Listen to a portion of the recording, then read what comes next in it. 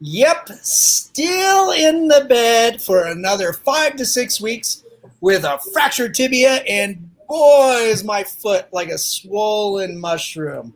Oh, good. So aggravating, right?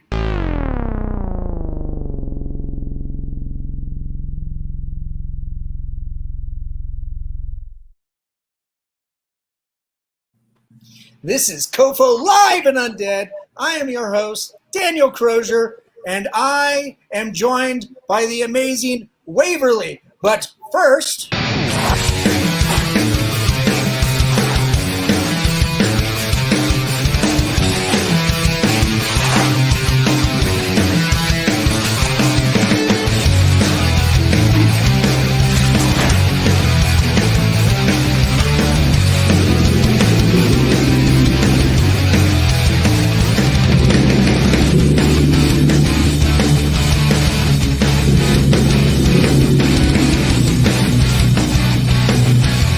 Do I have something on my face?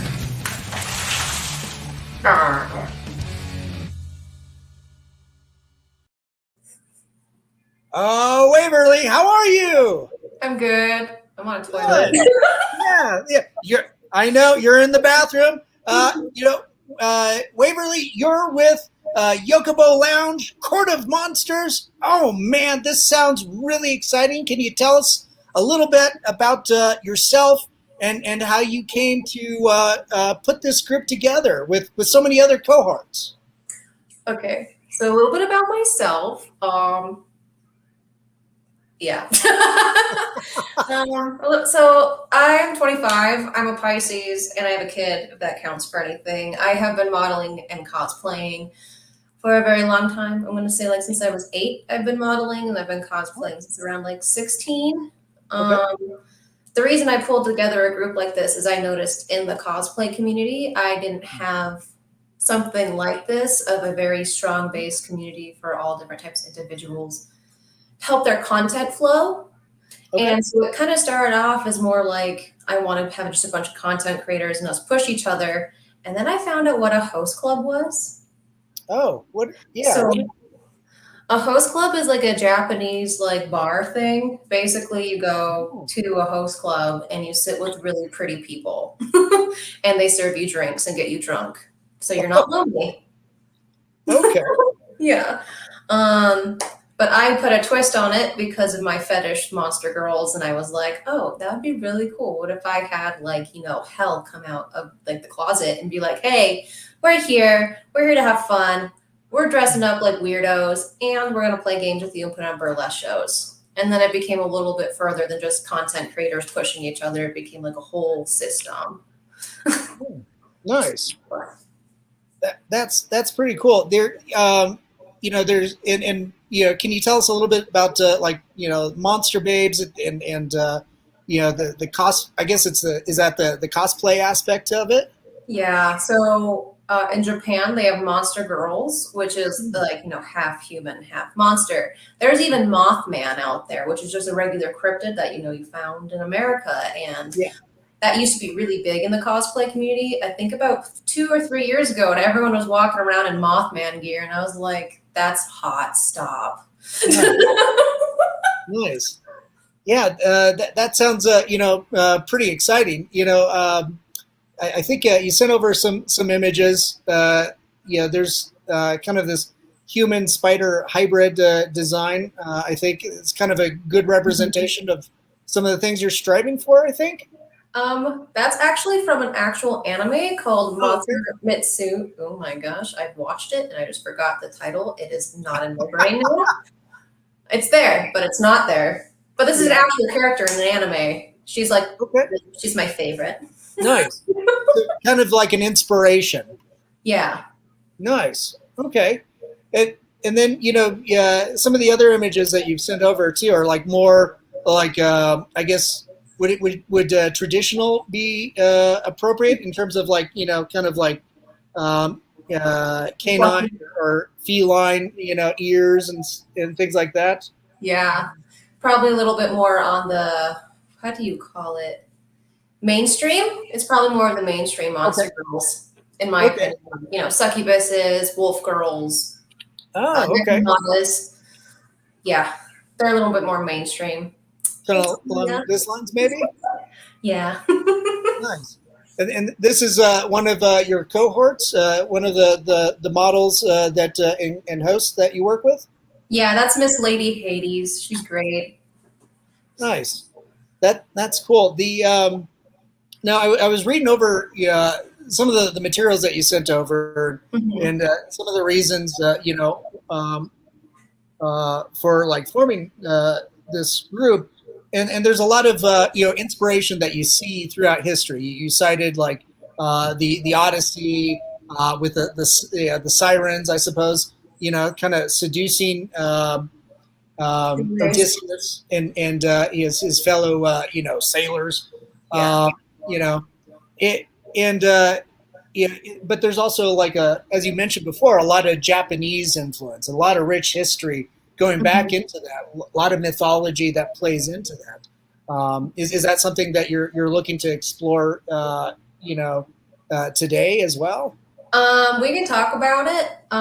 Actually, one of my hosts brought this actual history information up to me, and I've only been researching it the last few while because I found Monster Girls through porn. Oh, okay. So that's how I know Monster Girls, but I wanted to add the history little subject in because it goes even deeper than just like, sexualizing a female body with like Right. spider legs. Like Right.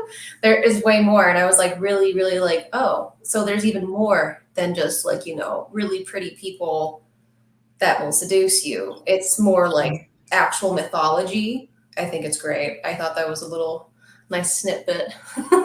Yeah, yeah. Well, it starts to create a story, and with like something in Greek mythology with Odysseus and stuff. I mean, it certainly has that and has that lineage too. And of course, you can draw parallels, with horror novels and horror films, especially since it's such a visual medium. Oh yeah. There's always that there is that element of fetishizing, Monsters in general. Hello, yeah. have you seen Michael Myers? I know he's not technically a monster, but or Pyramid Head. Pyramid Head could crush my skull, and I'd be like, Right, I died happily. This is fine. right, right. That's a good point. I wasn't thinking about that. Um, yeah, because that how they have it presented, and I've only seen the film. I'm not very familiar with the video games that it's based on, but Yeah. yeah, it was a big muscular dude, and whatever he did, he meant business. And Oh yeah, yeah. I remember he grabbed a lady and ripped her skin off, and it's like, it's both incredibly You can do that in brutal. a video game too. Oh, is that something If that he happens? catches you, yeah, he'll rip your skin off. Ooh, man. And I could see too that there's there would be some people that might and maybe I'm projecting that might get their kicks from seeing that in terms of maybe it can be fetishized, because there is that whole is it BDSM type Is it is it a kink fetish type of thing that can yeah. happen? Yeah, most definitely. Yeah.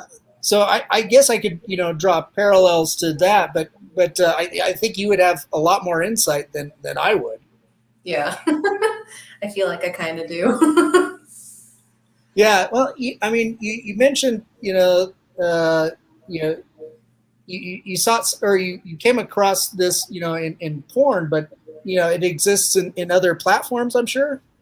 Well, yeah, so I'm going to be honest. The only reason why I know it's from porn is because I was attracted to Michael Myers when I was a small wee baby. Okay. So that I looked up Michael Myers on Pornhub and I was like, okay, this is a thing. And then there'd be Oh. little clips like below it, and then it'd be, yeah. It's not just about fetishizing and kink though. There's even the history and everything. I'm trying to make sure that it's not just like, oh my gosh, look at this fetish. Right. Right. Yeah. But I mean, you guys are, with that, the mythology and everything. You're doing all these, different events and stuff and performances and everything, right? Mm-hmm. and kind of creating a little bit more of a larger community, thing. So it's not just about, the kinks, I suppose, or the Yeah. fetish, but being able to articulate a lot more about what goes into, this kind Yeah. of cosplay, right? Yeah, it's just we're open to all people from all forms of life, basically, from wherever you come from. On our Discord, we have like our not safe for work channels that are completely separate from like anyone that doesn't want to see that. Mhm. And it's just we want to make sure that we create content that's safe for everyone and makes everyone comfortable. So Okay. we're walking like the fine line of like PG-13 and NC-17, like kind of like I wear clothes. Like, what's it? Anime in the streets and hentai in the sheets or something. So we That- are like behind closed doors, definitely into that kind of thing, but you have to like be on the right that like that's only up to if you want to join that kind of right. Well, lifestyle. yeah. Well, and imagine along with that, comes some level of etiquette too. Yeah, definitely. And we actually teach panels off of etiquette in this community for the sheer fact that consent is very important Right. in kink and cosplay, not just in general as well, but like we do stuff like that. We just teach we just want people to feel safe and be safe and know that they're okay and yeah. Yeah. Yeah, you want to create a comfortable environment and let people explore creativity as well as whatever if it's kink, great. If it's Yeah. cosplay, fantastic. you Fantastic. know just but I mean you guys do a lot more too, like in terms of what you were saying, host club, just hanging out and getting people drunk. But it seems like it's a little bit more than that. It's more Mhm. community based and creating that network. Yeah, Um, definitely. Here's like a couple images from some of your gatherings. One of your cohorts that's a bass player and stuff. Yep. So playing live music and just kind of a little bit of everything too. Yeah. Aerial, burlesque, live music. What else goes on at these type of events? With these ones right here, so we have girls sitting in like or hosts, not girls. We have multiple people, different genders. My bad. I apologize. We have different people or monsters at each table, and we actually play games around every 15 or 20 minutes through like a 2-hour time span. We put on performances that we won't let people watch. Oh, okay. So we're all dressed up being cute and pretty, and we're like hosting people at conventions usually, Mhm. just to help create more of like a community within the community. Yeah, more of an inclusive, vibe too. Hey, here's this. Everybody's getting a high five. You get a high I five. think we're doing the what is it called? I forgot what it's called. The conga line. We were conga lining. Oh, is that what that is? Yeah. Nice. Yeah. Okay. What event is this for? Do you remember? We're third party with DakuCon every year. So Okay. we go to DakuCon every year and we basically get our own little section, like a little room, Oh, basically, and we hold all our panels in it and all the events in it. And a lot of people enjoy it and come. It's really fun. Like we do a dating game. Was I scared or aroused? We did rope and bondage lessons. What else have we done? We had a cringe, so like we read like really bad fan fiction. It was really bad, but really funny. that sounds like a lot of fun. Really bad fan. Is it like Is it fan fiction that you've written, or is it other people that you Yeah. find? We just find it on the internet and we're reading this. And it's not just one person reading it. So everyone gets to choose the person they're reading as. So like I know like we don't support Harry Potter anymore because of what's her face, but Right. Understood. There was a Harry Potter one I read when I was younger, and basically the main character, she's like black, long hair, and it was just really bad. And like she was in love with Draco Malfoy. So basically, someone would voice Draco Malfoy. So we had like 4 or 5 hosts. Someone would voice Draco Malfoy, and then the main character who's writing the fanfic, and everyone would have their own like acting lines, and it was hilarious. Oh my gosh, I was like, I need a drink. Yes. My heart. That sounds like so much fun. I would love to be in that panel, listening to that. I think that's hilarious. And fan fiction it's such a huge creative thing that and people have gone on to write their own original novels, having gotten their start, romanticizing the love of whatever they're into, right? Yeah. So it's about Michael Myers. Have you written a fanfic on Michael Myers? Should. At this It point, sounds like you should. Yeah. It looks like we got a little comment that came in. Hello there, y'all, from Amanda. Hello. So yeah, I think you should. I think that would be absolutely fantastic. It's time for me to write down my fantasies with Pyramid Head. Yeah, so it sounds like you definitely have a thing with Michael Myers and Pyramid Head. What is it about Michael Myers that you find so appealing, I suppose? He's huge. He's okay, like so tall guy. Person. Yeah. Well, Pyramid Head he's a freaking pyramid. Yeah, he's huge too. I think if you take it in the BDSM aspect, or like more of it's like a primal type of thing. Like you definitely like being hunted. Right. Is also another thing. So. Well, and there is the word that you introduced me to is I think terraphilia. And that's basically what that defines is that not, I don't know if it's the romance or the fetishizing of monsters, so to speak, or the things that'll scare you, I suppose. Yeah, like I know a lot of people who actually are into and I also even think this goes in with like villains of anime. A lot of people really love Dobby, which is in My Hero Academia, and he literally has like half his face charted off with stitches. He's got stitches all over his body because I'm guessing because of his quirk. I'm not that far in. But yeah, I think a lot of us just want to have what we should not have, as it's attractive. Like, I can't have that, so I want it. And because no one's actually going to date a bad person. No one's actually going to want to date a villain.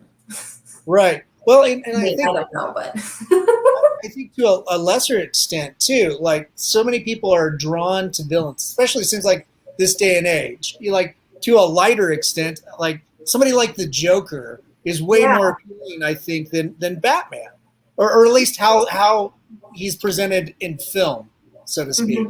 The Joaquin Phoenix, the Heath Ledger, like those performances. Heath Ledger without his Joker makeup, yes. Yeah, so gripping. Very attractive man. Yeah. Rest in peace. Yeah. Oh, gone way too early. But then you go, further on down, and then there's those appealing. We all love Freddy Krueger, and it's interesting, what we find appealing about that. Yeah. And I could totally see how it becomes somewhat romanticized or fetishized as well. I mean, it's a really alluring thing. Even something like Frankenstein's monster. I mean, that's heartbreaking. This misunderstood creature that just really wants to find is tormented by what he has been created into and trying to find his place in the world. I just want to give him a hug now. Yeah, I know. Yeah, I would think that of like the Wolfman. Maybe not so much Dracula, but excuse me. but Dracula alone. There's history. He's a real person too. So there's history. I know a lot about Dracula. Right. Well, Vlad the Impaler. I mean, Yeah. he was a brutal dictator, but a brilliant tactician as well. And that's who Dracula is based off of, is Vlad the Impaler. So someone Yeah, loves him, obviously. So yeah, yeah. It's interesting to go and see, like, where some of these horror creations find their rich history and are based off of. yeah, Because yeah, it's pretty fascinating. And then you mentioned like Pyramid Head too, and I also think of you know the Cenobites and Hellraiser and Pinhead and everything like that from not only from the movies but from Hellbound Heart, the novel too. yeah. Clive Barker's playing with a lot of internal desires that he's exuding.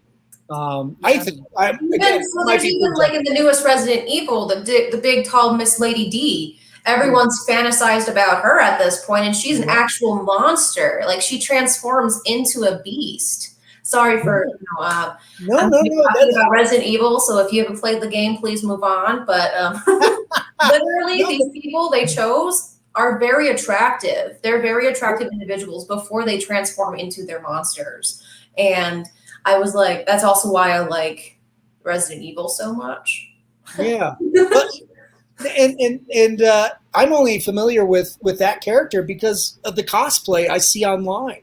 And Yeah, and and I actually, the main villain who takes the main character's child away and does stuff. She's also very beautiful. She's called Lady Maria, I believe. Lady Marie. I don't remember, but she is absolutely a goddess, and she's got like these giant wings, but she transforms into a bloodthirsty killer, and I'm like, still think you're cute. nice. We've got some questions coming in.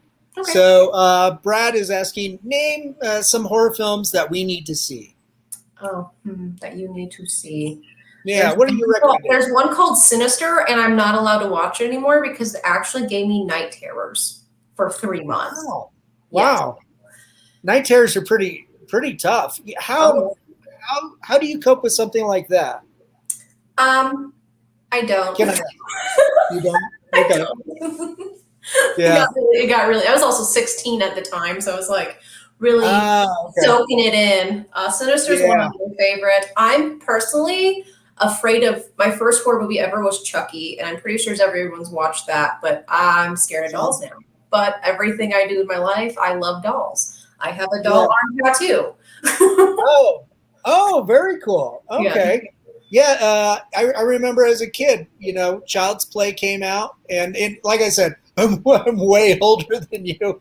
But I was like 8 or 9. What's that? I was a baby when I watched my first horror movie. Or I think it was my first one. I walked downstairs to see what my parents were doing, and it was like House of 13 Ghosts or something. I think my gosh. And I watched the dude literally get sliced in half. I'm like, I'm going back to bed. Yeah.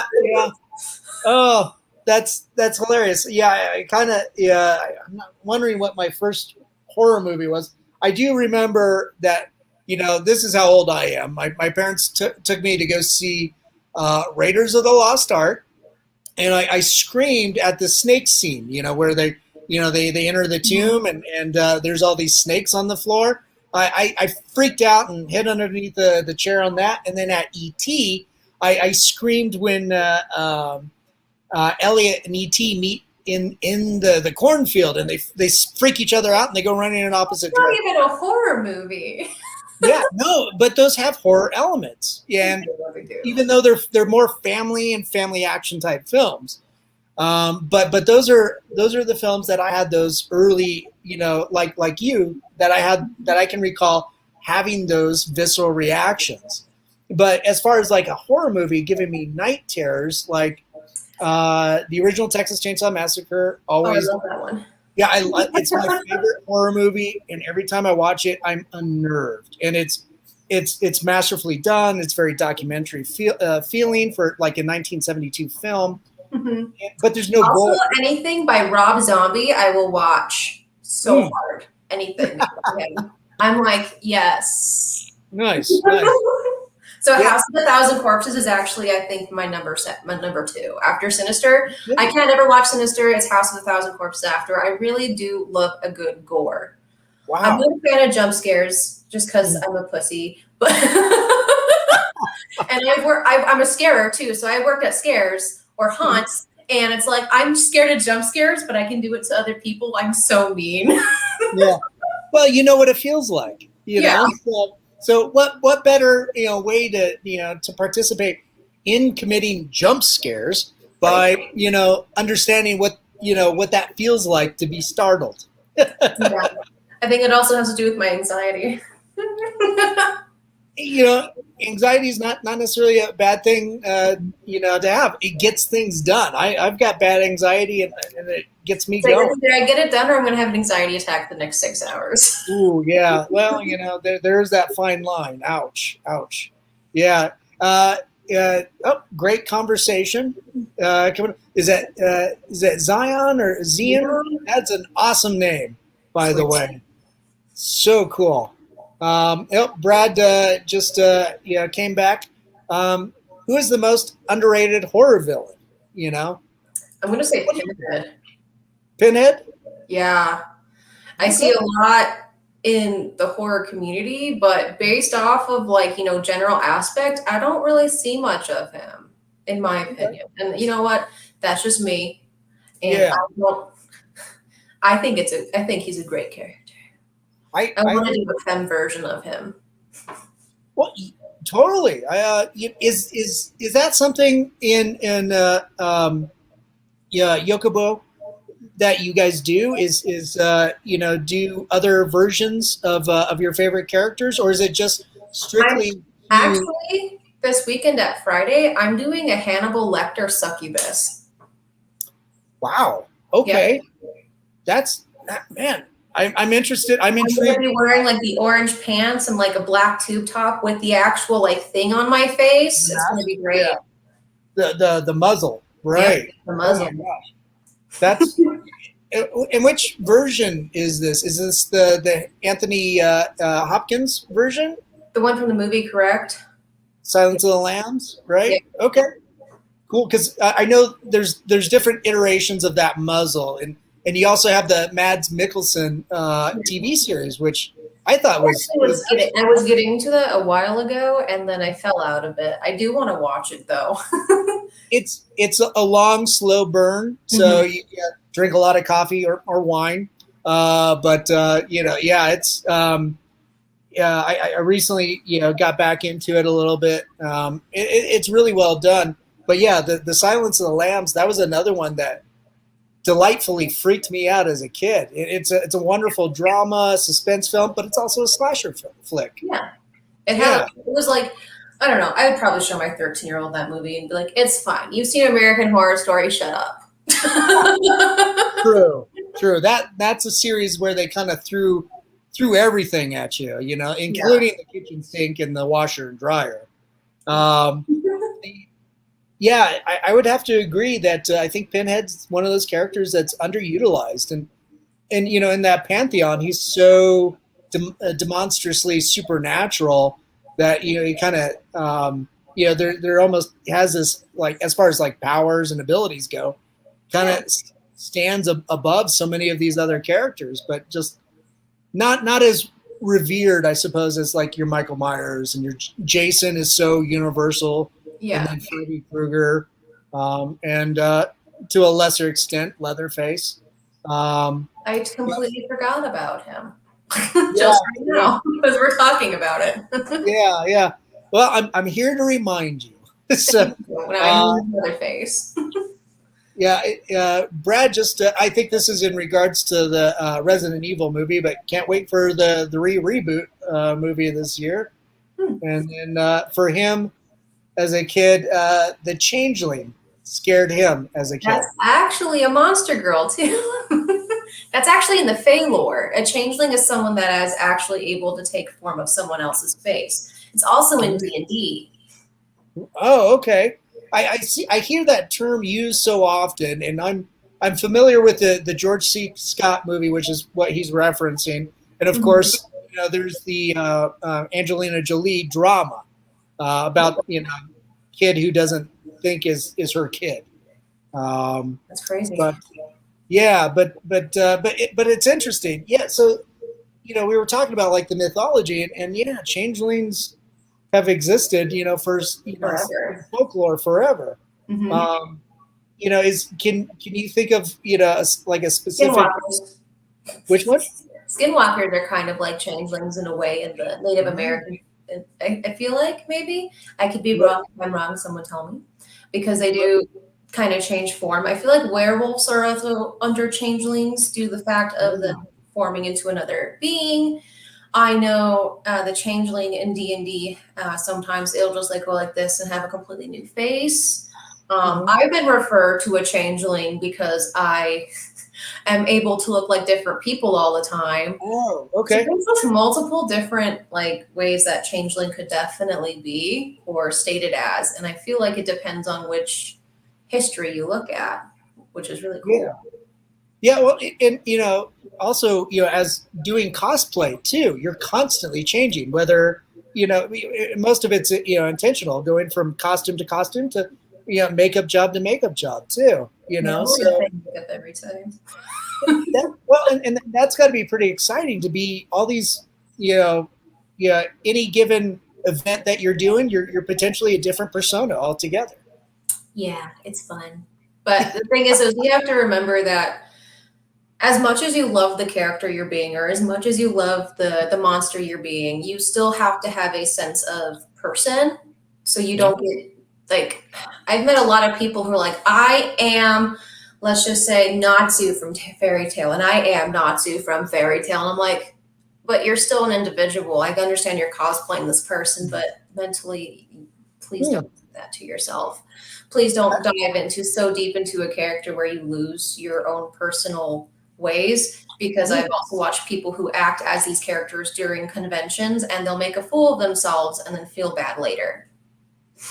So I was going to say it sounds like you've seen this, and has it resulted to just like something stupid, or does it become like does it sometimes manifest as something a little bit more malicious? I think it's like, when you act on stage, you're being the character. And not everyone is going to be like, oh, you're acting as this character. You're being this way for no reason. There's a very fine line. Like, do cosplay, please cosplay and not say you are actually this character. Nice. Does that you've talked a little bit about like the educational aspects. Talking about the romanticizing, the fetishistic, as well as some of the mythology, but also like etiquette and everything like that. And for the unindoctrinated, right? So like the public that might be amongst you that isn't really savvy. Yeah, they don't know what cosplay is. They don't even know like really what horror is, or a convention, or monster girls. We still want to present ourselves as human society. We're not going to go streaking in a street. Don't do that. Don't get so don't blast yourself with alcohol and throw up everywhere. You're making everyone look bad. Yeah. It's just regular etiquette. Don't be dumb. That's true, because as a group, everybody look out for yourself, but you're also got to look out for each other, and also think about like representation of that group. Yeah. And make sure that as well as make sure it's inclusive, safe environments wherever you might find yourselves. So that's really important. To that extent too, we were talking before we went live about consent. Just because you dress up in a certain way doing cosplay does not give anybody consent to be an asshole or a sexual predator. Yeah, and if I had a rainbow right now, I'd say cosplay is and consent over my head, but I don't have one. Well, you do. You're in you're in the bathroom with white walls. Just put the lipstick on. On the walls. Dang, I don't have lipstick. Yeah. That's my other bathroom. But that is a good idea. That's a good shirt, to have a rainbow, on there, and cosplay is not consent. And actually, in the host club, it says I have a sign being commissioned right now. It says, "Please don't touch the monsters; they'll melt." Okay. As like kind of like don't touch the people working here as like a consent thing. I was Yeah. like, I need to figure out a different way because cosplay as consent is actually very, very known in the cosplay community already. I would hope so. And so I wanted to come up with my original idea, like, oh, please don't touch the monsters, they will melt. So like, like having that sort of visual, like I shouldn't touch these people. Yeah. Is that something like when you do an event and do you MC events as well? MC? Master of ceremonies, do introductions or? Yeah, actually sometimes. Okay. I mean, I think at one convention, DakuCon the first year, I believe. Okay. Yeah. Cool. The because that might be something that's like, yeah, and I'm sure you guys go over this, but like there are rules. Here are the rules. We've got signage everywhere and stuff. Mm-hmm. Stick to the rules, and everybody's gonna have a good time. Yeah. But that I think that's always good because some people that are attending these events, it's general public maybe, it's like they might not be savvy and they think, it's like presenting this way. Oh yeah, this gives me the right to be an asshole. No, and you do have normies that don't know what's going on and they will approach you. So it's also if you're dressing sexy, make sure you're able to punch someone. It's okay to do it. It's self-defense. I have definitely punched someone for touching me. Yeah, they weren't a cosplayer into the anime. They're like, "Hey, you're pretty cute," and like they slapped me, and I was like, "Nope, not today, Mister. You do not get to do that." When a situation like that arises, is like, is there security or anybody to help you or back you up? Obviously, you've got your group, but is there usually security around or?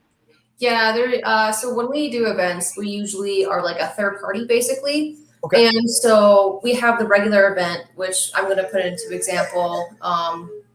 Baby sad. DakuCon.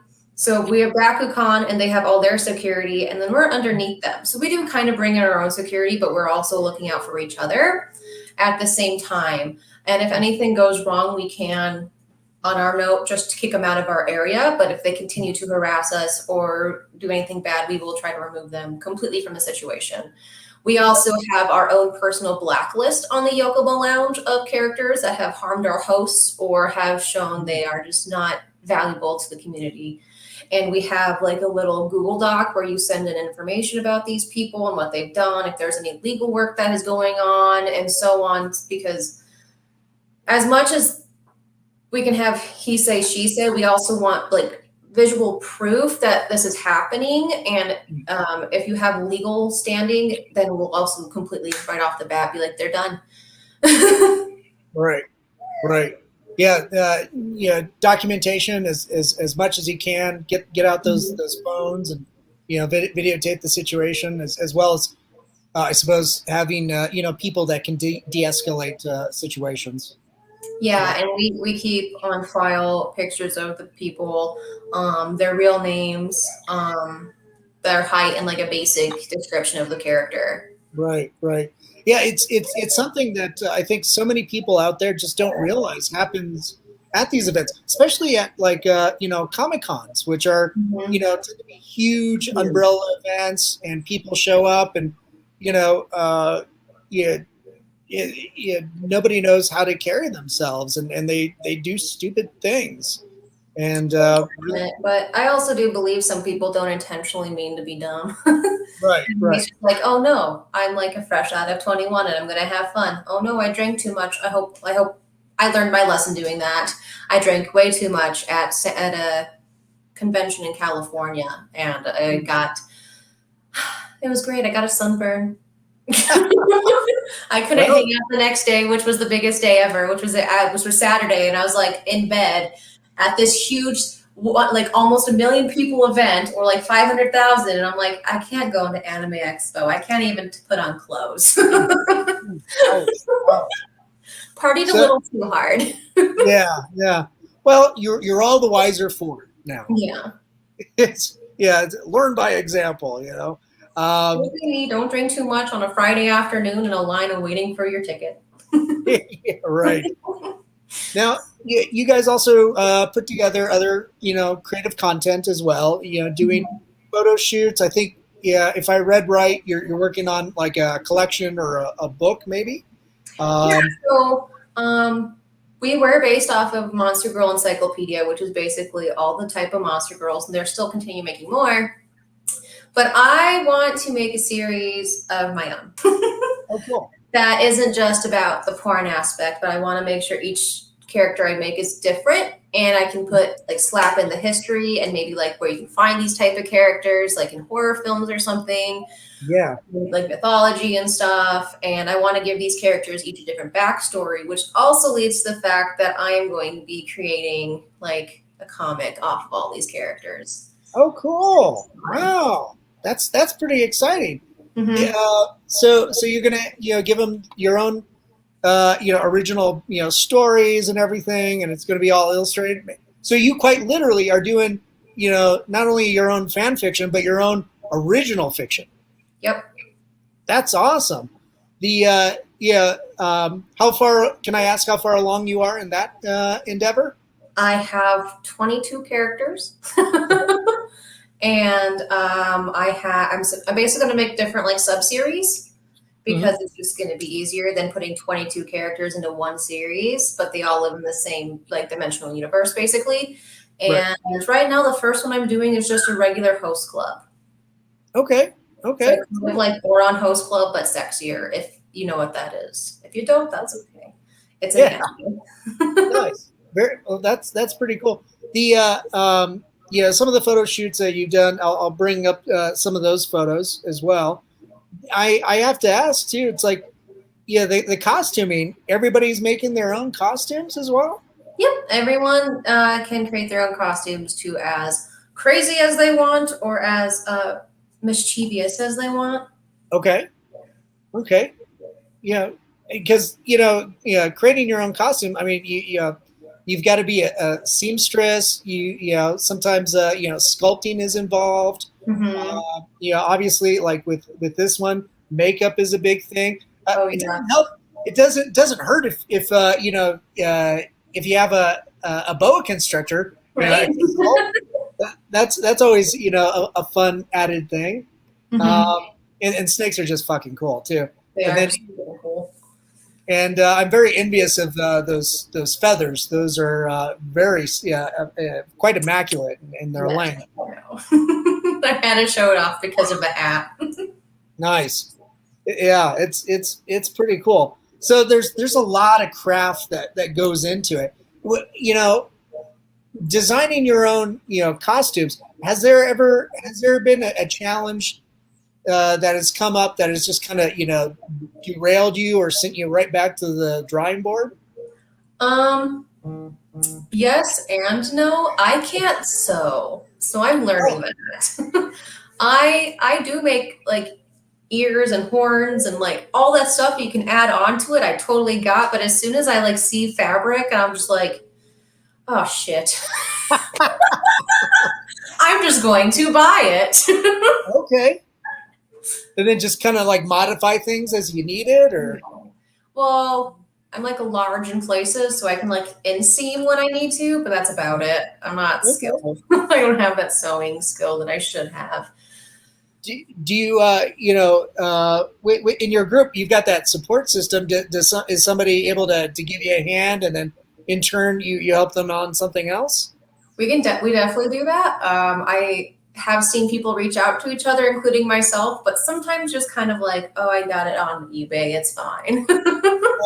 Okay. But I do have a few people like Kayla. She was the really crazy manticore that was blue in the photo. Pretty much.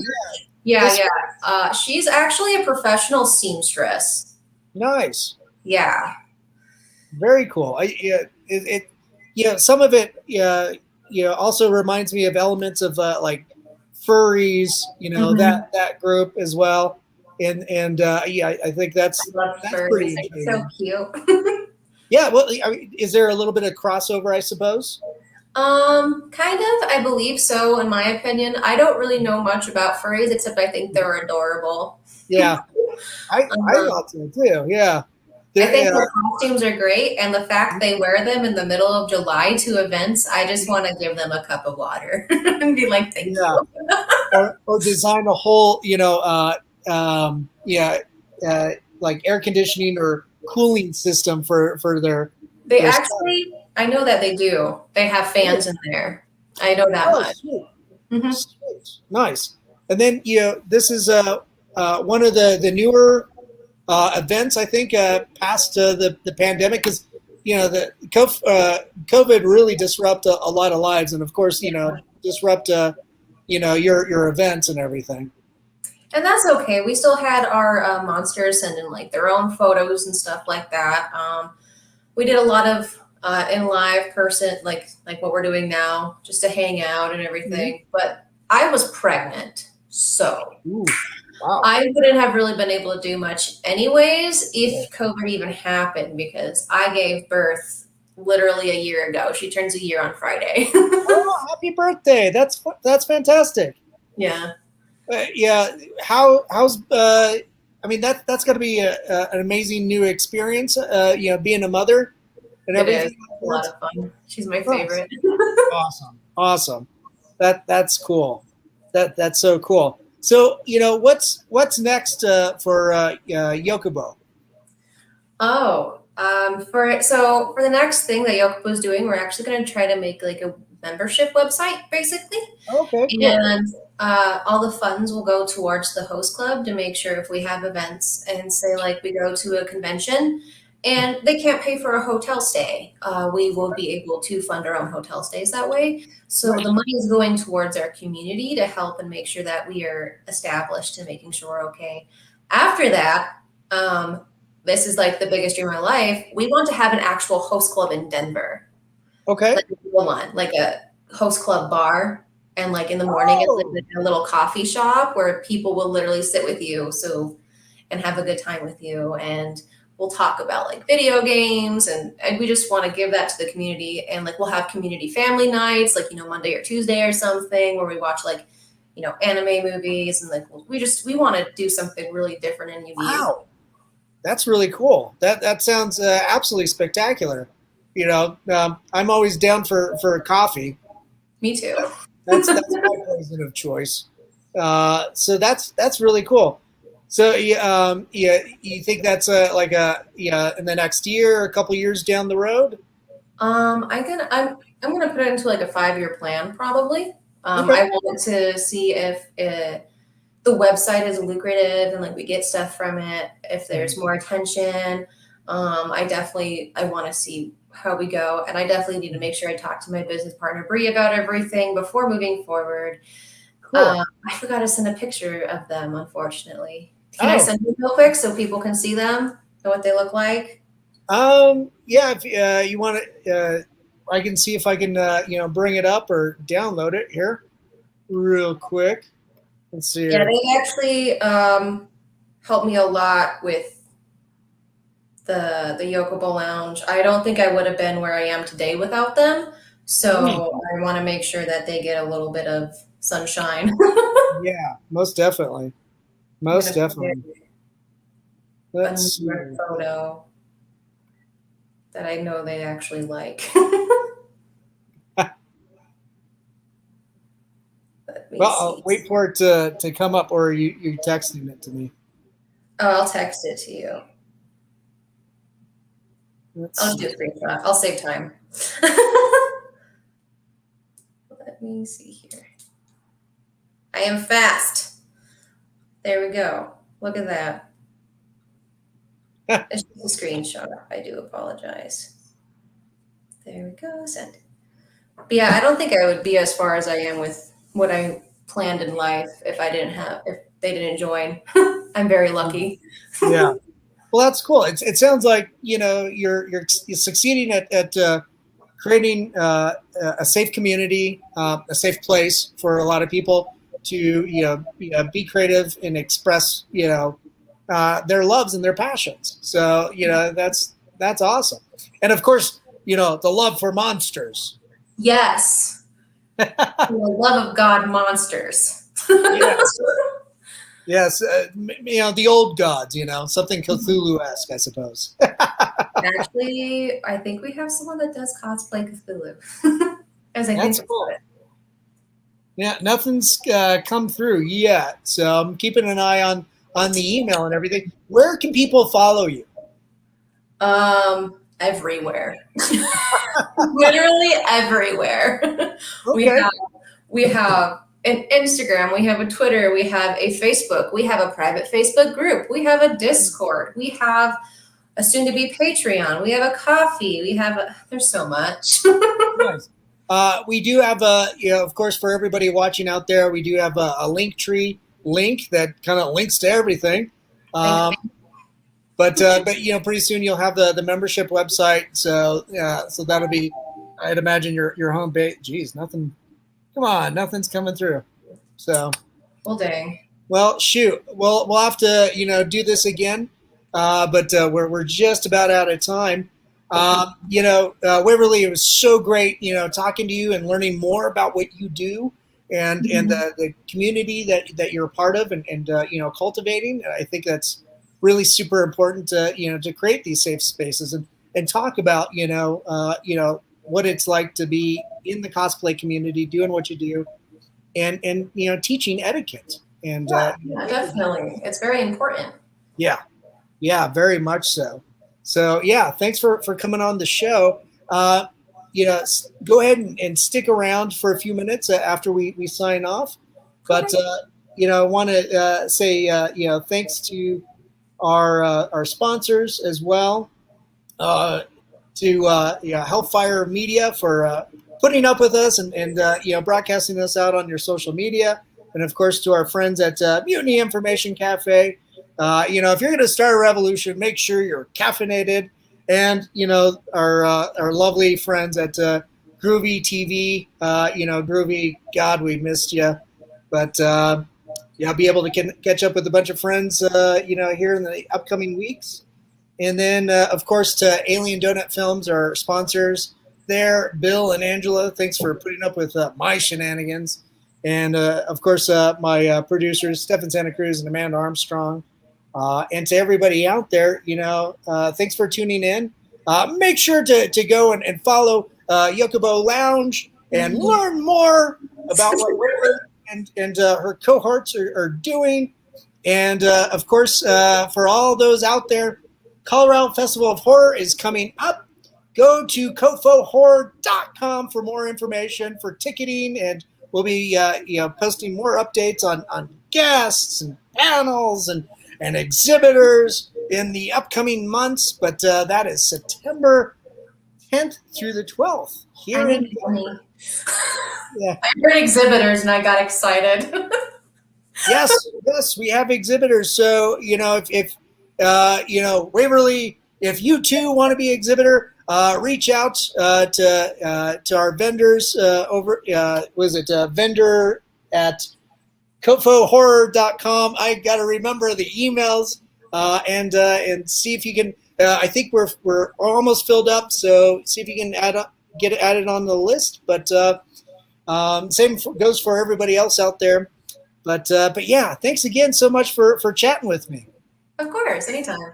Excellent. And to everybody out there, be good, be kind, be safe, help each other out during these tough times. We love you. Take care.